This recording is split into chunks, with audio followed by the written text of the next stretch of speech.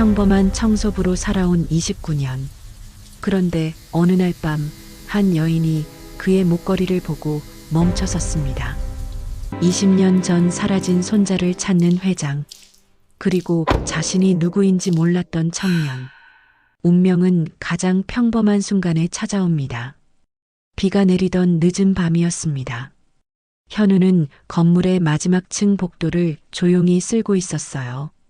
밀대 끝에서 떨어지는 물방울이 희미한 형광등 아래 반짝였습니다. 텅 빈 건물은 사람의 숨소리조차 삼켜버릴 만큼 적막했어요. 창밖으로는 빗줄기가 거세게 내리치고 있었습니다. 현우는 잠시 허리를 펴며 목에 걸린 작은 은색별 펜던트를 손으로 쓸어내렸어요. 이 목걸이는 고아원에서 처음 받았던 유일한 물건이었습니다. 그는 이것을 단 한 번도 손에서 놓은 적이 없었어요. 언제부터인지 모르게 이 펜던트를 만지면 마음이 조금 편안해졌습니다. 현우는 다시 밀대를 잡고 복도 끝까지 천천히 걸었어요. 오늘도 긴 하루였습니다. 아침부터 저녁까지 다른 일터에서 일하고 밤에는 이렇게 청소 일을 했어요. 피곤했지만 현우는 불평하지 않았습니다. 일할 수 있다는 것만으로도 감사했어요. 청소를 마치고 지하 주차장으로 내려가던 중이었습니다. 카트에 청소 도구들을 싣고 천천히 경사로를 내려갔어요. 주차장은 건물보다 더 어두웠습니다. 형광등 몇 개가 깜빡이며 불안정한 빛을 내고 있었어요. 현우가 주차장 중앙을 지나가던 순간이었습니다. 뒤편에서 갑자기 차량 경보음이 울렸어요. 날카로운 소리가 텅 빈 주차장에 울려 퍼졌습니다. 현우는 깜짝 놀라 뒤를 돌아봤어요. 작은 카트가 미끄러지며 검은 벤츠의 범퍼를 스친 것이 원인이었습니다. 아! 현우는 얼굴이 새하얗게 질린 채 흠집을 바라봤어요. 작지만 선명한 긁힌 자국이 보였습니다. 고급차였어요. 현우는 깊은 숨을 내쉬며 손으로 얼굴을 감쌌습니다. 비는 점점 거세지고 있었어요. 주차장 천장을 두드리는 빗소리가 점점 커졌습니다. 현우는 떨리는 손으로 카트를 바로 세웠어요. 차를 다시 살펴봤습니다. 흠집은 생각보다 깊어 보였어요. 어떻게 하지? 현우는 작은 목소리로 중얼거렸습니다. 수리비가 얼마나 나올지 가늠도 되지 않았어요. 한 달 월급으로도 부족할지 모른다는 생각에 가슴이 답답해졌습니다. 주차장의 형광등이 깜빡이며 불안한 분위기를 더했어요. 현우는 차 옆에 서서 주인이 나오기를 기다렸습니다. 도망칠 수도 있었지만 그럴 수 없었어요. 그는 평생 그렇게 살아왔습니다. 잘못한 일은 반드시 책임을 져야 한다고 배웠어요. 빗소리만이 정막을 채우고 있었습니다. 현우의 손은 무의식 중에 목걸이를 만지작거렸어요. 차가운 금속 느낌이 손끝에 전해졌습니다. 차 안에서 인기척이 느껴졌어요. 누군가 움직이는 소리가 들렸습니다. 현우는 긴장한 채 문이 열리기를 기다렸어요. 심장이 빠르게 뛰었습니다. 손에 땀이 났어요. 드디어 차 문이 천천히 열렸습니다. 차 문이 천천히 열리며 윤정선 회장이 모습을 드러냈습니다. 그녀는 70대였지만 여전히 단단한 기품을 지니고 있었어요. 회색 정장 차림의 그녀는 우산도 쓰지 않은 채 차에서 내렸습니다. 빗방울이 그녀의 어깨를 적시기 시작했어요. 현우는 고개를 숙인 채 떨리는 목소리로 말했습니다. 죄송합니다. 제가 실수로. 하지만 회장은 대답하지 않았어요. 그녀의 시선은 현우의 얼굴이 아닌 다른 곳을 향하고 있었습니다. 현우의 목이었어요. 은빛 펜던트가 희미한 조명 아래 흔들리고 있었습니다. 회장은 갑자기 걸음을 멈췄어요. 그녀의 눈이 크게 떠졌습니다. 숨을 고르듯 한동안 움직이지 않았어요. 현우는 이상한 분위기를 느끼며 고개를 들었습니다. 회장의 얼굴은 창백하게 변해 있었어요. 그녀의 입술이 미세하게 떨렸습니다. 그 목걸이. 회장의 목소리는 가늘게 떨렸어요. 현우는 자신도 모르게 목걸이를 손으로 감쌌습니다. 이건 제가 어릴 때부터 가지고 있던 거예요. 회장은 한 걸음 더 가까이 다가왔습니다. 그녀의 눈빛이 펜던트에 고정되어 있었어요. 비가 두 사람 사이를 적시고 있었습니다. 회장의 손이 천천히 올라왔어요. 떨리는 손끝이 펜던트를 향했습니다. 하지만 그녀는 만지지 못하고 공중에서 멈췄어요. 어디서 난 거지, 그게. 회장의 목소리에는 절박함이 묻어났습니다. 현우는 당황스러웠어요. 차 사고보다 목걸이에 집중하는 회장의 태도가 이상했습니다. 고아원에서 받았어요. 제가 어렸을 때요. 회장은 그 말을 듣자 몸이 흔들렸어요.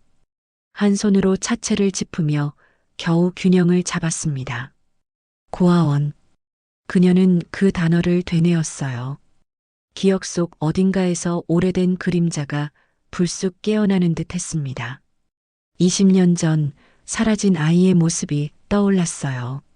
작은 손에 쥐어졌던 바로 그 펜던트. 회장의 눈에 눈물이 맺히기 시작했습니다. 현우는 더욱 당황했어요. 저기, 괜찮으세요? 회장은 대답하지 않았습니다. 그녀는 현우의 얼굴을 천천히 살폈어요. 눈매, 코, 입술의 윤곽. 모든 것이 낯설지 않았습니다. 주차장은 두 사람 사이의 긴 침묵으로 가득 찼어요. 빗소리만이 계속해서 들렸습니다. 회장의 손끝이 미세하게 떨리기 시작했어요. 그녀의 표정은 점점 굳어갔습니다.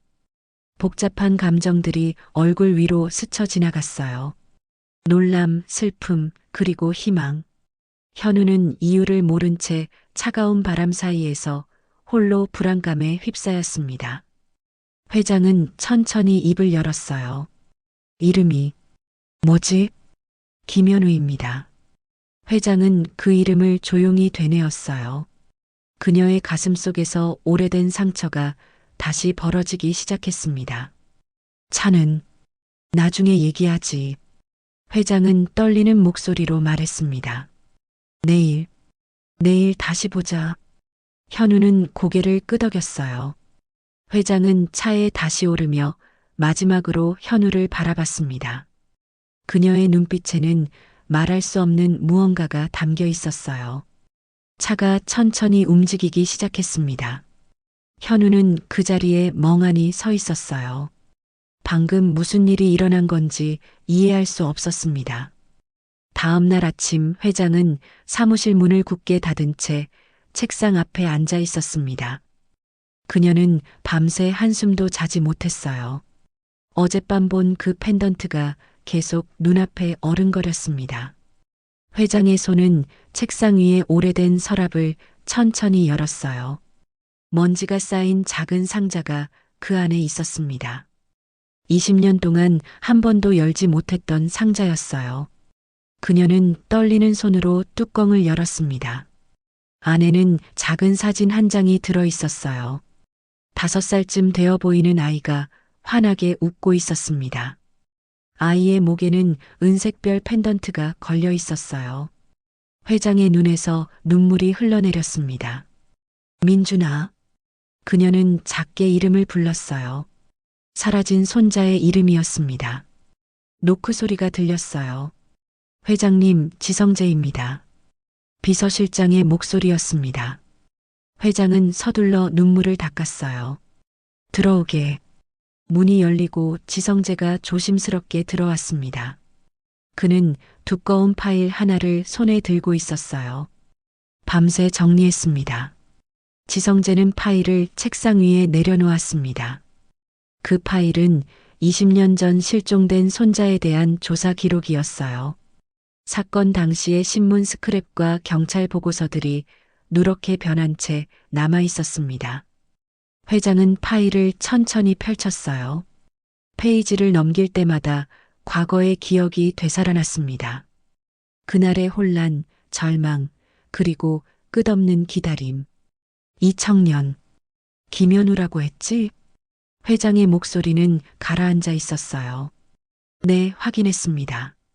29세이고 고아원 출신입니다. 지성재는 또 다른 서류를 꺼냈습니다. 이 고아원은 20년 전 사건 당시 경찰이 조사했던 곳 중 하나입니다. 회장의 손이 멈췄어요. 뭐라고? 당시 여러 고아원을 수색했지만 단서를 찾지 못했습니다. 하지만 지성재는 말을 이었어요. 이 고아원의 원장이 사건 직후 갑자기 사임했습니다. 이유는 알 수 없었어요. 회장은 파일을 계속 넘겼습니다. 한 페이지에서 손이 멈췄어요. 펜던트 사진이었습니다. 경찰이 증거물로 촬영했던 것이었어요. 회장은 사진을 손에 들고 자세히 들여다봤습니다. 별 모양의 작은 펜던트, 어젯밤 현우의 목에 걸려있던 것과 똑같았어요. 이건 틀림없어. 회장의 목소리가 떨렸습니다. 지성재는 조용히 고개를 숙였어요. DNA 검사를 해보시는 게 좋겠습니다. 회장은 눈을 감았습니다. 20년 동안 가슴속에만 눌러둔 희망이 다시 살아나고 있었어요. 하지만 동시에 두려움도 밀려왔습니다. 만약 아니라면 어떻게 하죠? 만약 또다시 실망해야 한다면. 회장님, 지성재가 조심스럽게 말했어요. 한 가지 더 확인한 게 있습니다. 그는 또 다른 서류를 꺼냈습니다. 사건 당시 이사장님께서 현장에 계셨습니다. 회장의 눈빛이 변했어요. 현수가? 네. 경찰 보고서에 목격자로 기록되어 있습니다. 회장은 오래된 의심이 다시 고개를 드는 것을 느꼈어요. 동생 윤현수. 사건 이후 그는 이상하리 많지 조용했습니다. 슬픔도 분노도 보이지 않았어요. 더 조사해보게. 회장의 목소리는 단호했습니다. 지성재는 고개를 끄덕였어요. 회장은 다시 사진을 바라봤습니다. 아이의 환한 미소가 그녀의 가슴을 저몄어요. 민준아, 내가 돌아온 거니? 회장은 조용히 눈을 감았습니다. 오래된 봉인이 깨지고 있었어요. 진실을 향한 문이 천천히 열리기 시작했습니다. 그 시각 재단 건물 최상층에 있는 이사장 사무실. 윤현수는 넓은 창가에 서서 도심을 내려다보고 있었습니다. 그의 표정은 평소와 달리 굳어 있었어요. 책상 위에는 현우의 신상 정보가 담긴 서류들이 펼쳐져 있었습니다. 이런 일이. 윤현수는 작게 중얼거렸어요. 그의 손이 떨리고 있었습니다. 부하 직원 한 명이 조심스럽게 문을 두드렸어요. 들어오게. 윤현수의 목소리는 차갑게 가라앉아 있었습니다. 직원이 들어와 보고를 시작했어요. 김현우, 29세, 고아원 출신입니다. 현재 청소용역업체 소속이고 그 목걸이는 확인했나? 윤현수가 말을 끊었습니다. 네, CCTV 화면을 확대해서 확인했습니다. 은색별 모양입니다. 직원이 태블릿을 건넸어요. 화면에는 현우의 목에 걸린 펜던트가 선명하게 보였습니다. 윤현수의 얼굴이 일그러졌어요. 이럴 수가. 그는 20년 전의 일을 떠올렸습니다. 완벽하게 처리했다고 생각했어요. 아무도 찾을 수 없는 곳으로 보냈다고 믿었습니다. 하지만 그 아이가 돌아온 것이었어요. 회장님께서 어젯밤 주차장에서 이 청년을 만났다고 합니다. 직원의 말에 윤현수는 책상을 강하게 쳤어요. 형수가 알아챘을 거야. 그의 목소리는 불안으로 가득했습니다. 윤현수는 창밖을 바라보며 생각에 잠겼어요. 20년 동안 쌓아온 모든 것이 무너질 수 있었습니다. 재단 이사장 자리, 회사 지분, 그리고 권력. 모두 형수가 손자를 잃은 덕분에 얻은 것들이었어요. 당장 조치를 취해야 해. 윤현수는 결심한 듯 말했습니다. 김현우의 근무지를 변경하게. 가능한 한 멀리. 알겠습니다. 직원이 고개를 숙였어요. 그리고 윤현수는 잠시 망설이다 말을 이었습니다. 주변 사람들에게 슬쩍 소문을 퍼뜨리게. 그 청년이 문제가 있는 사람이라고. 어떤 식으로 하면 될까요? 절도 전과가 있다든지 거짓말을 자주 한다든지. 뭐든 좋아.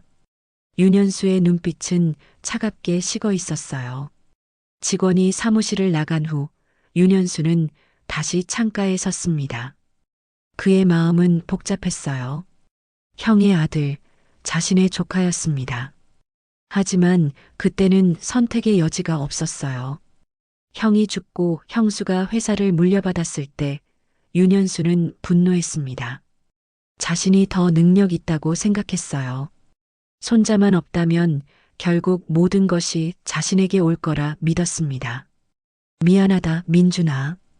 윤현수는 작게 중얼거렸어요. 하지만 그의 눈빛에는 후회보다 두려움이 더 짙었습니다. 그날 밤 현우의 근무지가 갑자기 변경되었어요. 용역업체 팀장이 현우를 불렀습니다. 김현우 씨, 내일부터 서쪽 신축 건물로 가야 해요. 네? 갑자기요? 현우는 당황했어요. 회사 방침이에요. 어쩔 수 없어요. 팀장의 표정도 난처했습니다.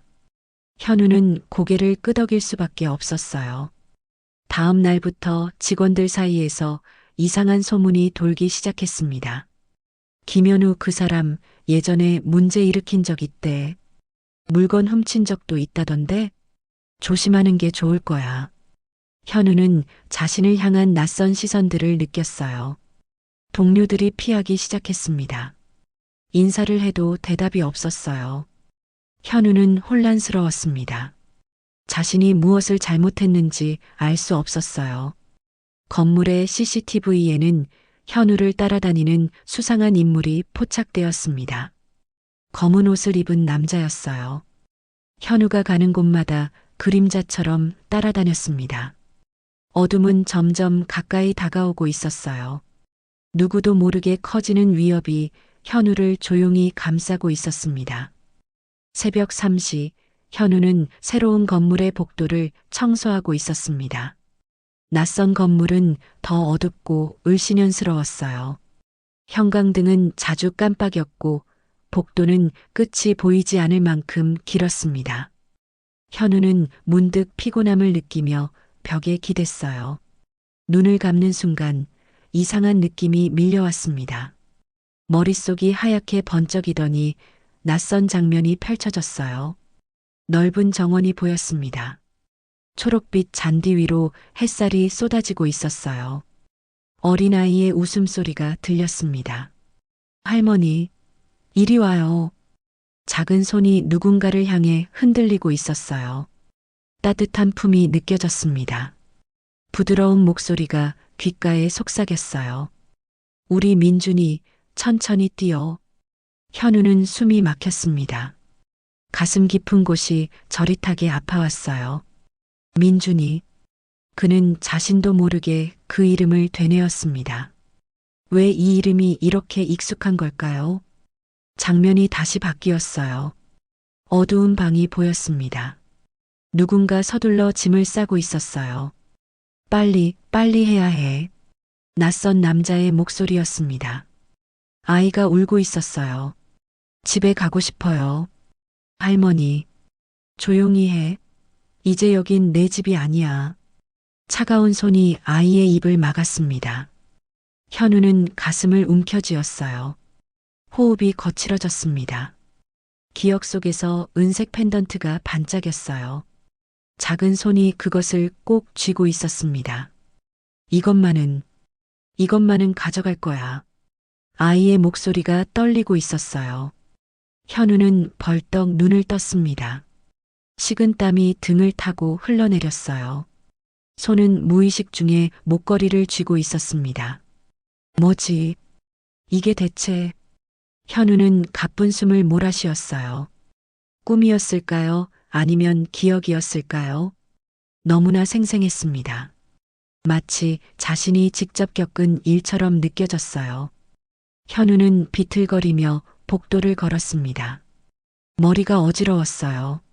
갑자기 저 멀리서 인기척이 들렸습니다. 복도 끝에서 누군가 쓰러지는 소리였어요. 누구세요? 현우는 서둘러 그쪽으로 달려갔습니다. 복도 끝 엘리베이터 앞에 한 사람이 쓰러져 있었어요. 현우는 가까이 다가가 깜짝 놀랐습니다. 윤정선 회장이었어요. 회장님, 현우는 급히 무릎을 꿇고 그녀를 부축했습니다. 회장은 의식이 흐릿한 상태였어요. 얼굴은 창백했고 이마에는 식은땀이 맺혀 있었습니다. 괜찮으세요? 회장님, 현우의 목소리는 다급했어요.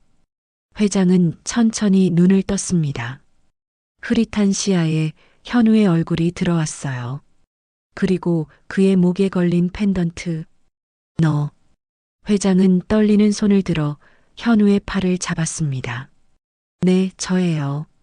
움직이지 마세요. 현우는 재킷을 벗어 회장의 어깨에 덮어주었어요. 따뜻한 손길이었습니다.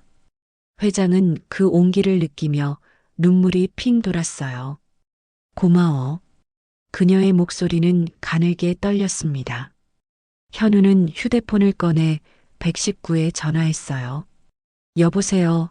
사람이 쓰러졌어요. 빨리 와주세요. 회장은 현우의 얼굴을 바라보고 있었습니다. 어지러운 의식 속에서도 그 얼굴이 선명했어요. 죽은 아들과 닮아 있었습니다. 눈매가, 코가, 입술의 모양이. 민준아. 회장이 작게 중얼거렸어요. 현우는 그 이름을 듣는 순간 가슴이 철렁했습니다.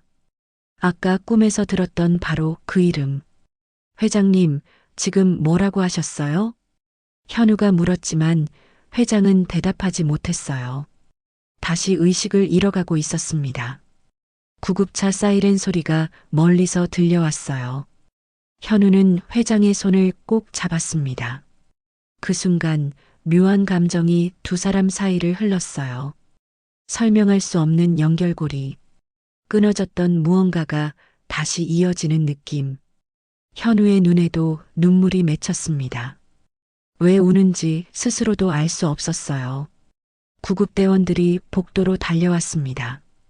환자분이 여기 계신가요? 네, 여기요.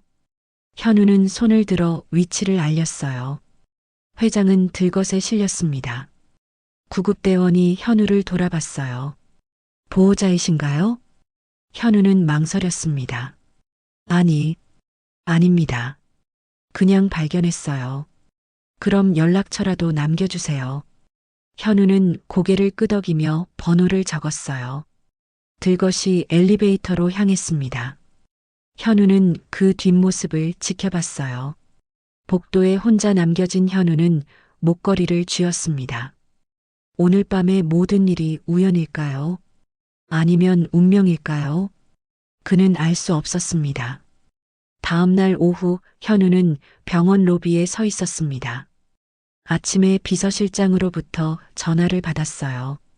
회장이 현우를 만나고 싶어 한다는 내용이었습니다. 현우는 떨리는 마음으로 병실 앞에 섰어요. 문을 두드리자 안에서 조용한 목소리가 들렸습니다. 들어오세요. 현우는 조심스럽게 문을 열었어요. 병실은 넓고 깔끔했습니다. 회장은 침대에 반쯤 기대앉아 있었어요. 얼굴색은 어제보다 나아 보였습니다. 앉으세요. 회장이 침대 옆 의자를 가리켰어요.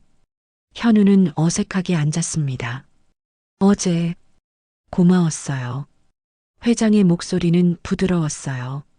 아닙니다. 당연한 일을 했을 뿐이에요. 현우는 고개를 숙였습니다. 짧은 침묵이 흘렀어요. 회장은 현우를 가만히 바라보고 있었습니다. 그의 얼굴 구석구석을 눈에 담고 있었어요. 그 목걸이. 회장이 입을 열었습니다. 다시 한번 물어봐도 될까요? 어디서 난 건지. 현우는 무의식 중에 목걸이를 만졌어요. 고아원에서 받았습니다. 제가 5살 때였어요. 고아원 이름이 뭐였죠? 해맑은 집이요. 경기도에 있었는데 지금은 문을 닫았어요. 회장의 손이 이불을 꽉 쥐었습니다.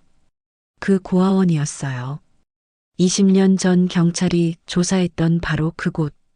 혹시 그 전 기억은 없나요? 회장의 목소리가 떨렸어요. 현우는 고개를 저었습니다. 없어요. 고아원 생활만 기억나요. 그런데 그는 말을 멈췄습니다. 그런데 회장이 몸을 앞으로 기울였어요. 요즘 이상한 꿈을 자주 꿔요. 현우는 조심스럽게 말했습니다. 넓은 정원이 나오고 누군가 저를 부르는 목소리가 들려요. 회장의 눈이 커졌어요. 무슨 목소리죠? 할머니라고 부르는 것 같아요. 그리고 민준이라는 이름도 들렸어요. 회장은 숨을 멈췄습니다. 눈물이 눈가에 맺히기 시작했어요. 민준이. 그녀는 떨리는 목소리로 그 이름을 불렀습니다. 현우는 회장의 반응에 놀랐어요. 혹시 그 이름을 아세요? 회장은 대답 대신 침대 옆 서랍을 열었습니다. 작은 사진 한 장을 꺼냈어요. 떨리는 손으로 현우에게 건넸습니다. 현우는 사진을 받아들었어요. 5살쯤 되어 보이는 아이가 환하게 웃고 있었습니다. 그리고 아이의 목에는 이건 현우의 목소리가 떨렸어요. 자신이 지금 차고 있는 것과 똑같은 펜던트였습니다. 내 손자예요. 회장이 조용히 말했어요.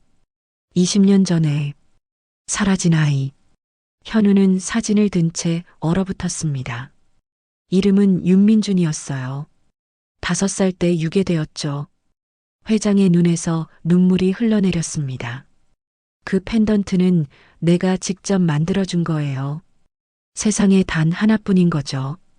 현우는 사진과 자신의 목걸이를 번갈아 봤어요. 머리가 복잡했습니다. 그럼 저는 아직 확신할 수 없어요. 회장이 눈물을 닦으며 말했습니다. 하지만 그 목걸이는 분명해요. 민준이가 차고 있던 바로 그거예요. 현우의 손이 떨렸습니다. 평생 자신이 누구인지 궁금해했어요. 부모가 누군지, 어디서 왔는지. 이제 그 답이 눈앞에 있을지 모릅니다. DNA 검사를 해봐요. 회장이 조심스럽게 제안했어요. 그러면 확실히 알 수 있을 거예요. 현우는 고개를 끄덕였습니다. 네, 저도 알고 싶어요. 제가 누군지. 회장은 현우의 손을 잡았어요. 따뜻한 온기가 전해졌습니다. 무섭죠? 네, 조금요. 현우가 솔직하게 답했어요. 저도 무서워요. 회장이 작게 웃었습니다. 20년을 기다렸는데 이제 와서 또 이럴까봐. 두 사람은 말없이 서로를 바라봤어요. 창밖으로 햇살이 따스하게 들어왔습니다. 병실은 조용했지만 두 사람 사이에는 무언가 흐르고 있었어요. 끊어졌던 실이 다시 이어지는 느낌. 오래 잃어버렸던 무언가를 되찾는 순간. 회장은 현우의 손을 놓지 않았습니다. 현우도 그 손을 꼭 잡고 있었어요. 설명할 수 없지만 확실한 연결이었습니다. 며칠 후에 결과가 나올 거예요. 회장이 말했습니다. 그때까지 안전하게 지내야 해요. 무슨 말씀이세요? 현우가 고개를 갸웃했어요. 회장은 잠시 망설이다 입을 열었습니다. 누군가 당신을 위험하게 할 수도 있어요. 저를요? 아직은 자세히 말할 수 없어요. 하지만 조심하세요. 회장의 눈빛은 진지했습니다. 현우는 불안감을 느꼈어요. 최근 며칠 동안의 이상한 일들이 떠올랐습니다. 갑작스러운 근무지 변경, 동료들의 냉대, 뒤따라오는 듯한 시선. 비서실장이 당신을 보호할 거예요. 회장이 말했습니다. 믿어도 돼요. 그 사람은 가족 같은 사람이니까. 현우는 천천히 고개를 끄덕였어요. 모든 것이 너무 빠르게 진행되고 있었습니다. 하지만 거부할 수 없었어요. 진실을 알고 싶었으니까요. 그날 밤 현우는 자신의 작은 원룸으로 돌아왔습니다. 문을 여는 순간 이상한 느낌이 들었어요. 뭔가 달라진 것 같았습니다. 책상 위의 물건들이 미묘하게 위치가 바뀌어 있었어요. 누가 들어왔나? 현우는 조심스럽게 방 안을 살폈습니다. 아무도 없었어요. 하지만 불안한 기분은 사라지지 않았습니다. 그때 휴대폰이 울렸어요. 비서실장 지성재였습니다. 현우 씨, 지금 어디세요? 목소리가 다급했어요. 집에 있습니다. 당장 나오세요.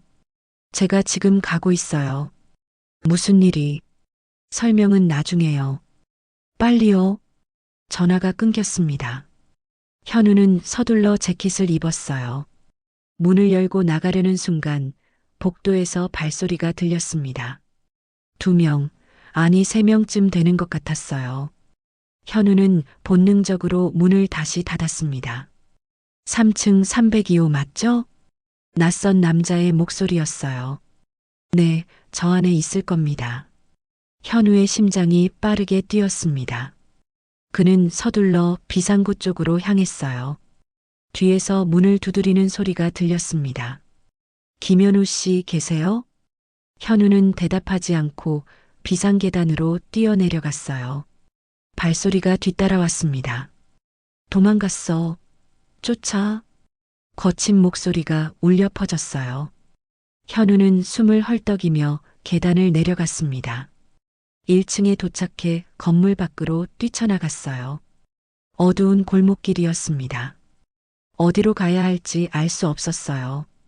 갑자기 차 한 대가 급정거하며 현우 앞에 섰습니다. 현우는 놀라 뒤로 물러섰어요. 차 문이 열리고 지성재가 뛰어나왔습니다. 빨리 타요. 현우는 주저없이 차에 올라탔어요. 차가 빠르게 출발했습니다. 뒤에서 남자들이 쫓아오다 멈춰 섰어요. 대체 무슨 일이에요? 현우가 숨을 몰아쉬며 물었습니다. 이사장이 움직였어요. 지성재의 표정은 굳어 있었어요. 당신을 없애려고 하는 겁니다. 저를요? 왜요? 당신이 누군지 알았으니까요. 지성재는 백미러로 뒤를 확인하며 말했습니다. 윤민준 회장님의 손자. 당신이 살아있다는 게 이사장에게는 위협이에요. 현우는 머리를 감싸쥐었어요. 아직 확실하지도 않은데 이사장은 확신하고 있어요. 그 목걸이를 봤으니까. 차는 한적한 도로를 달렸습니다. 지성재는 어느 건물 지하주차장으로 들어갔어요. 여기서 잠시 기다리세요. 제가 회장님께 연락할게요. 지성재가 차에서 내리려는 순간이었습니다. 갑자기 다른 차 한 대가 앞을 막아섰어요. 검은 승용차였습니다. 차에서 2명의 남자가 내렸어요. 그리고 그 뒤에서 윤현수 이사장이 모습을 드러냈습니다. 지성재는 재빨리 현우를 보호하듯 차 앞에 섰어요. 이사장님 무슨 짓입니까? 지성재의 목소리는 차갑게 가라앉아 있었습니다. 비켜, 성재. 윤현수가 천천히 다가왔어요. 이건 우리 가족 문제야. 가족이라면 더욱 이러시면 안 됩니다. 지성재는 한 발짝도 물러서지 않았어요. 윤현수는 손짓했습니다. 부하 2명이 앞으로 나섰어요. 마지막으로 말하지. 비켜. 안 됩니다. 지성재는 단호하게 말했습니다. 충돌이 일어났어요. 남자 하나가 지성재에게 달려들었습니다. 지성재는 막아냈지만 다른 한 명이 뒤에서 공격했어요. 으윽. 지성재가 무릎을 꿇었습니다. 어깨에서 피가 흘러내렸어요. 비서실장님. 현우가 차에서 내려 달려갔습니다. 도망쳐요. 빨리. 지성재가 신음하며 말했어요. 현우는 쓰러진 지성재를 부축했습니다. 윤현수가 천천히 다가왔어요. 민준아.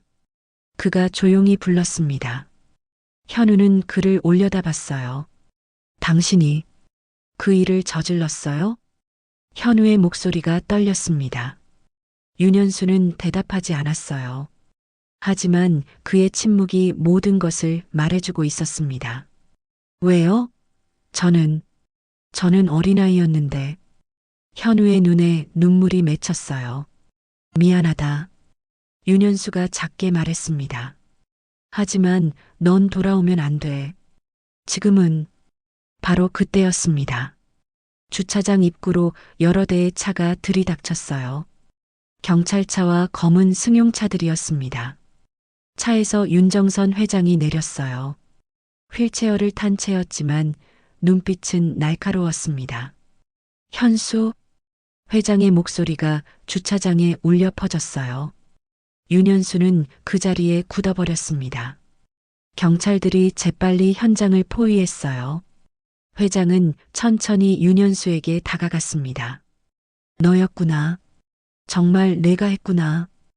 회장의 목소리는 떨렸어요. 형수, 20년이야. 20년 동안 내가 얼마나 고통스러웠는지 알아? 회장의 눈에서 눈물이 흘러내렸습니다. 내 손자를, 내 조카를 어떻게 그럴 수가 있어? 윤현수는 고개를 숙였어요. 미안합니다. 미안하다고? 그 말로 끝이야? 회장의 목소리에 분노가 섞였습니다. 경찰이 윤현수에게 다가갔어요. 윤현수 씨, 유괴 및 은닉 혐의로 체포합니다.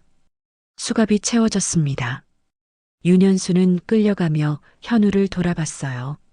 민준아, 잘 살아라. 그의 목소리는 공허했습니다. 현우는 그 모습을 멍하니 바라봤어요. 모든 것이 너무 빨리 지나갔습니다.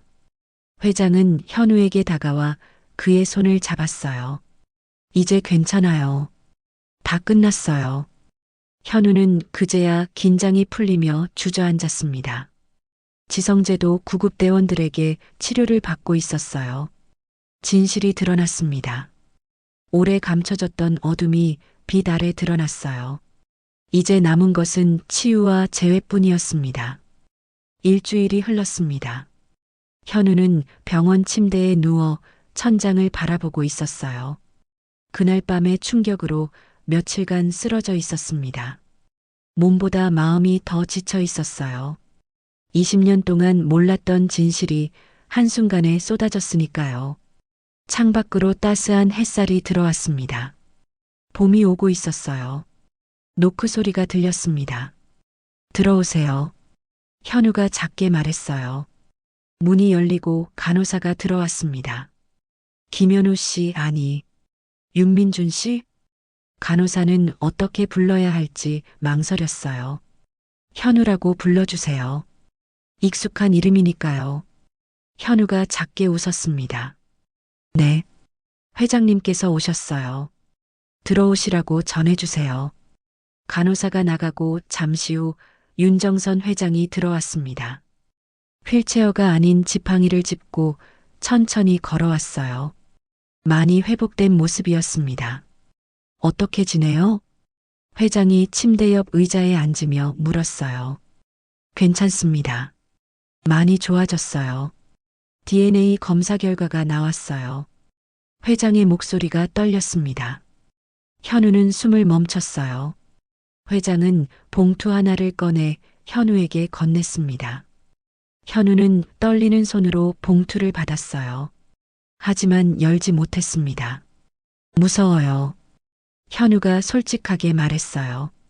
만약 아니라면 저는 또 혼자가 되는 거잖아요. 회장은 조용히 현우의 손을 잡았습니다. 결과가 어떻든 당신은 혼자가 아니에요. 따뜻한 목소리였어요. 현우는 용기를 내어 봉투를 열었습니다. 서류를 꺼내 천천히 읽기 시작했어요. 친자 확률 99.99%. 현우의 손이 떨렸습니다. 서류가 침대 위로 떨어졌어요.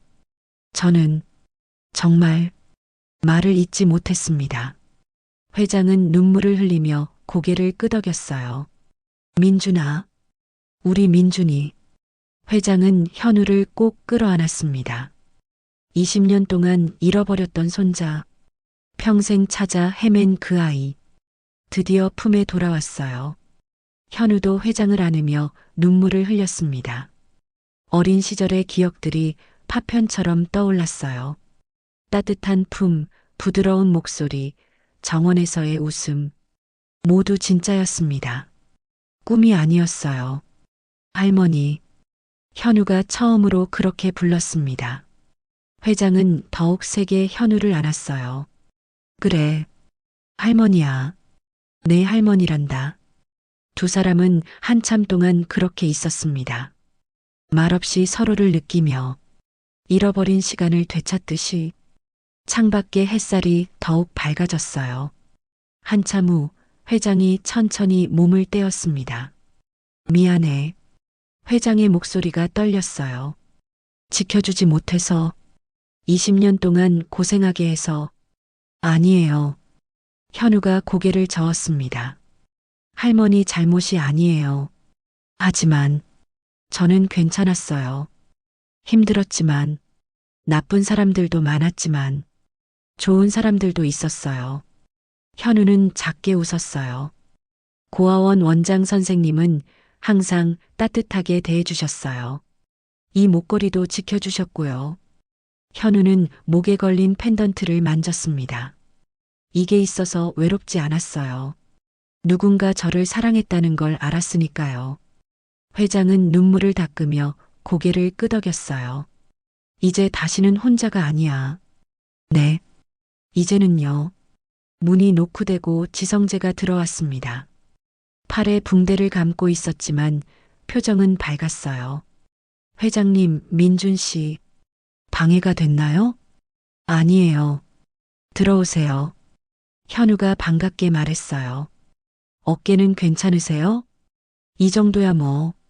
지성재가 웃으며 답했습니다.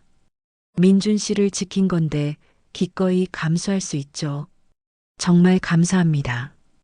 비서실장님이 아니었다면 지성재라고 불러요. 이제 우리 가족이나 마찬가지니까. 지성재가 따뜻하게 말했어요. 회장이 현우의 손을 다시 잡았습니다. 민준아, 아니, 현우라고 부를까? 편하신 대로 불러주세요. 둘 다 제 이름이니까요. 그럼 민준이라고 부를게. 내가 태어났을 때 내가 지어준 이름이니까. 회장의 목소리는 애틋했어요.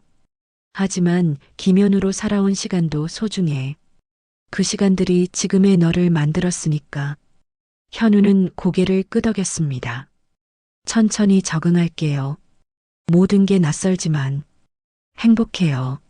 나도 행복해. 회장이 현우의 머리를 쓰다듬었어요. 오랜 시간이 걸리겠지만 함께 채워나가자. 네, 할머니. 두 사람은 다시 서로를 바라봤어요. 오래 끊어졌던 인연이 다시 이어졌습니다. 피는 물보다 진했고 사랑은 시간보다 강했어요. 창밖에서 새들이 지저귀는 소리가 들렸습니다. 봄은 이미 와 있었어요. 회장과 현우에게도 새로운 시작이 찾아왔습니다. 잃어버렸던 가족이 다시 만났고 상처는 치유되기 시작했어요. 앞으로 긴 시간이 필요할 것입니다. 하지만 이제 두 사람은 혼자가 아니었어요. 서로를 의지하며 함께 걸어갈 수 있었습니다. 집에 가자, 민준아. 회장이 따뜻하게 말했어요. 내 방이 그대로 있어. 20년 동안 아무도 들어가지 못하게 했지. 현우의 눈에 다시 눈물이 고였어요. 정말 기다려주셨구나. 평생이라도 기다렸을 거야. 회장이 현우를 꼭 안았습니다. 넌 내 손자니까. 내 소중한 민준이니까. 병실은 따뜻한 침묵으로 가득 찼어요. 햇살이 두 사람을 비추고 있었습니다. 오랜 어둠이 끝나고 빛이 찾아왔어요. 잃어버린 가족이 마침내 재회하는 순간이었습니다.